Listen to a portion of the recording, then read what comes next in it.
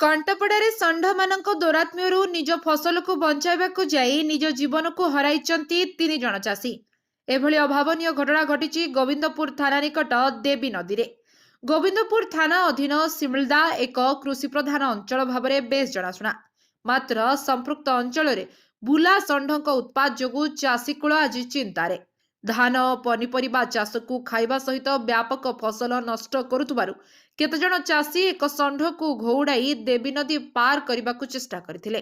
पाइकपड़ा अंचल शशि भोई जहां बयस 50 वर्ष, विशिपदा अंचल रत्नाकर भोई जहां 60 वर्ष, नाहालपुर अंचल भरत प्रधान जहां 50 वर्ष नदीकूल निज चप्पल वस्त्र रखी षंढ को नदी पानी रे पुराई नदी पार करुवा समय नदी मझीरे षंढ ठिया होइथिबार देखबाकू मिलिथिबा बेले चाषी 3 जण निखोज हो जाइथिबार देखबाकू मिलिथिला।